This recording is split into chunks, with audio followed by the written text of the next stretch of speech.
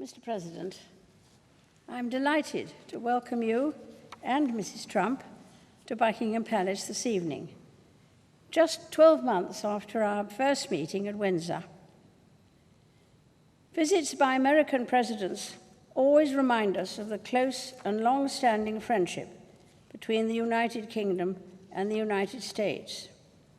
And I'm so glad that we have another opportunity to demonstrate the immense importance that both our countries attach to our relationship. In the coming days, you will see some of our most treasured historical buildings, speak to the business leaders whose expertise and innovation drive our economies, and meet members of our armed services, past and present. You will also travel to Portsmouth and Normandy to commemorate the 75th anniversary of D-Day.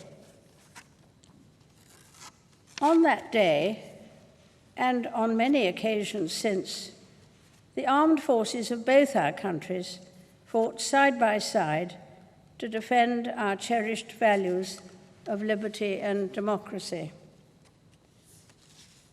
Mr. President, in your State of the Union address this year, you paid tribute to some of the American heroes who risked their lives, and we owe an immeasurable debt to the British, American, and Allied soldiers who began the liberation of Europe on the 6th of June, 1944. I paid my first state visit to your country at the invitation of President Eisenhower. As Supreme Allied Commander, he had ultimate responsibility for the execution of the Normandy landings. In his headquarters in St. James's Square, not far from Buckingham Palace, British and American officers worked closely together to plan the freedom of a continent. And it would be no exaggeration to say that millions of lives depended on their common endeavor. As we face the new challenges of the 21st century, the anniversary of D-Day reminds us of all that our countries have achieved together.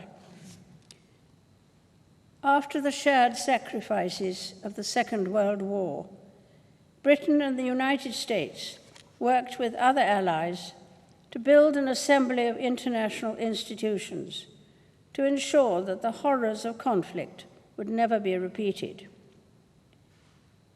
While the world has changed, we are forever mindful of the original purpose of these structures, nations working together to safeguard a hard-won peace. Of course, it is not only our security which unites us, but our strong cultural links and shared heritage.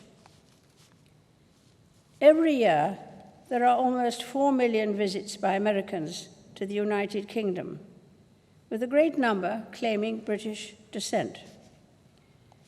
And with your own Scottish ancestry, Mr. President, you too have a particular connection to this country.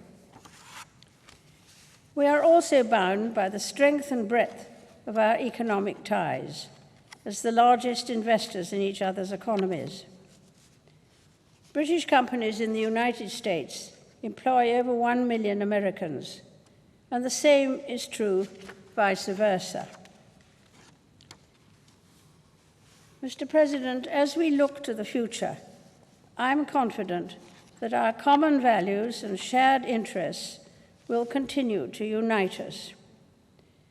Tonight, we celebrate an alliance that has helped to ensure the safety and prosperity of both our peoples for decades, and which I believe will endure for many years to come.